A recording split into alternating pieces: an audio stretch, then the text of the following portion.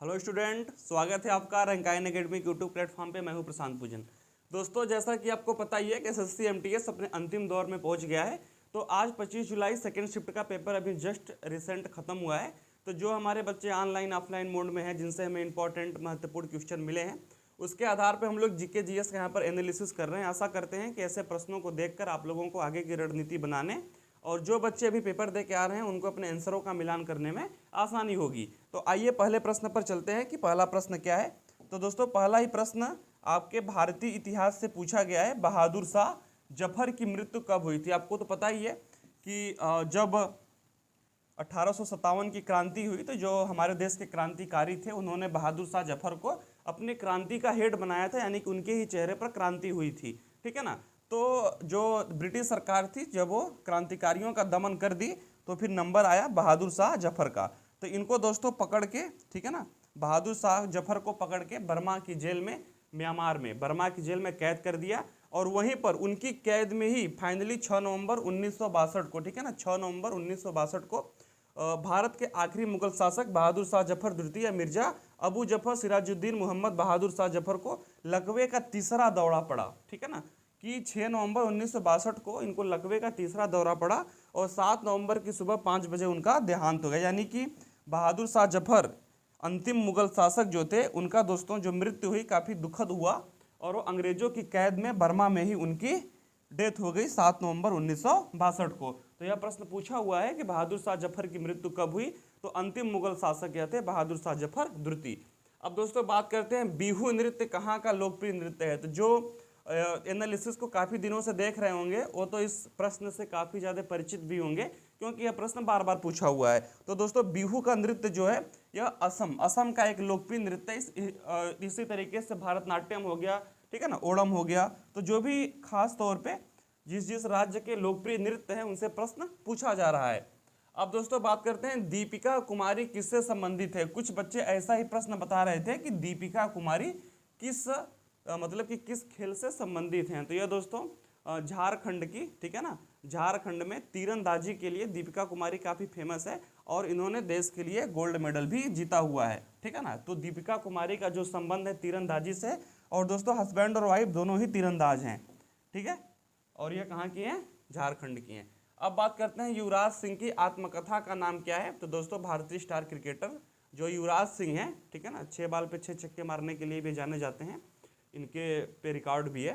तो इनकी आत्मकथा, यह भी दोस्तों दूसरा या तीसरा बार प्रश्न पूछा गया है। The test of my life from cricketer to cancer and back. आपको पता ही होगा कि सन 2011 वर्ल्ड कप के बाद इनको कैंसर था, यानी कि उसी समय कैंसर था, लेकिन उसका पता चला, फिर इनका इलाज हुआ, फिर ठीक हुए, फिर खेल में भी इन्होंने कमबैक किया। ठीक है ना। तो इनकी जर्नी से आप परिचित ही होंगे। तो इनकी एक आत्मकथा है the test of my life from cricket to cancer and back. यह भी प्रश्न पूछा गया है आज के शिफ्ट 2 एग्जाम में, एसएससी एमटीएस में। अब दोस्तों बात करेंगे मास्टर ब्लास्टर किस क्रिकेट खिलाड़ी को कहते हैं। तो दोस्तों भारत के एकमात्र खिलाड़ी जिनको कि भारत रत्न से सम्मानित किया गया है, ठीक है ना, उनको ही क्रिकेट का भगवान या मास्टर ब्लास्टर सचिन तेंदुलकर कहते हैं। ठीक है, तो इनको दोस्तों भारत रत्न से भी सम्मानित किया गया है। ठीक है ना, भारत रत्न जो भारत का सर्वश्रेष्ठ सम्मान है, इससे बड़ा सम्मान कोई नहीं है भारत में। ठीक है, तो एक ऐसे एकमात्र खिलाड़ी हैं जिनको कि भारत रत्न मिला हुआ है और इनको मास्टर ब्लास्टर के नाम से भी जानते हैं। अब दोस्तों प्रश्न पूछा है पॉलिटी से, प्राण एवं दैहिक स्वतंत्रता का अधिकार किस आर्टिकल के अंतर्गत आता है। ठीक है ना, यानी कि सम्मान के साथ जीने का अधिकार, आज़ादी का अधिकार, प्राण और दैहिक स्वतंत्रता कि आप किसी का जबरदस्ती प्राण नहीं ले सकते जब तक विधि द्वारा यह न सुनिश्चित किया गया हो कि इसका प्राण लेना है। ठीक है ना, ऐसा नहीं कि यार मेरा मन कर रहा है मैं तुमको मार दूं क्या, ऐसा नहीं है। हाँ, यदि अदालत बोलेगी कि यह गलत काम किया है, इसको फांसी होगी, तभी उसकी प्राण और दैहिक स्वतंत्रता जो है उसका हनन होगा। ठीक है ना, नहीं तो हम किसी के भी प्राण और दैहिक स्वतंत्रता का हनन नहीं कर सकते। भारतीय संविधान के मौलिक अधिकार भाग 3 के आर्टिकल 21 में यह बात वर्णित है। ठीक है ना, तो भाग आप लोग को पता ही होगा कि 12 से लेकर 35 तक भाग 3 है और ये सारा भाग मौलिक अधिकार है जिसको कि संविधान की आत्मा भी कहते हैं। तो इसका जो आर्टिकल 21 है इसमें प्राण और दैहिक की आज़ादी है। अब दोस्तों बात करेंगे कवक की कौन कौन सी विशेषताएं हैं। तो यह जीव विज्ञान का प्रश्न है, कवक। ठीक है ना, तो कवक की कौन कौन सी विशेषताएं, अब कवक से क्या प्रश्न पूछा था यह भी संदेह ही है, लेकिन दोस्तों अनुमान के आधार पर बच्चे कवक कवक बोल रहे थे कि सर कवक से प्रश्न आया था।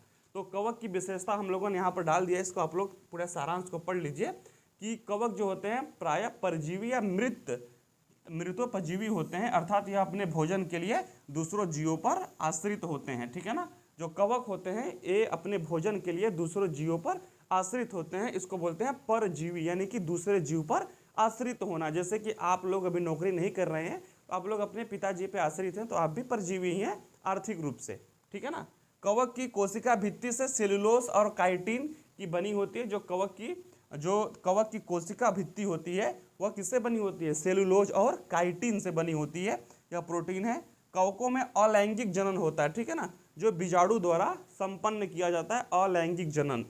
कवक में कायिक जनन खंडन, विखंडन और मुकुलन द्वारा होता है, यह कवक की विशेषता है। ठीक है ना, अब दोस्तों बात करेंगे आज़ादी के बाद भारत में कितनी बार जनगणना हो चुकी है, यदि अब तक भारत में कितनी बार जनगणना हुई है ऐसा प्रश्न पूछेगा। ठीक है ना, यानी कि अंग्रेजों के समय से और आज तक, तो वह दोस्तों 15 बार जनगणना हो चुकी है। अब जो सन 2011 तक यह 15 बार जनगणना हो चुकी है। अब जो सन 2021 में होगा वह 16वीं जनगणना होगी। ठीक है ना, लेकिन दोस्तों यदि आपसे पूछे कि आज़ादी के बाद कितनी बार हुआ है, ठीक है, तो 1951 से सन 2011 तक जो जनगणना हुई है वो कितनी बार हुई है? वह 7 बार हुई है।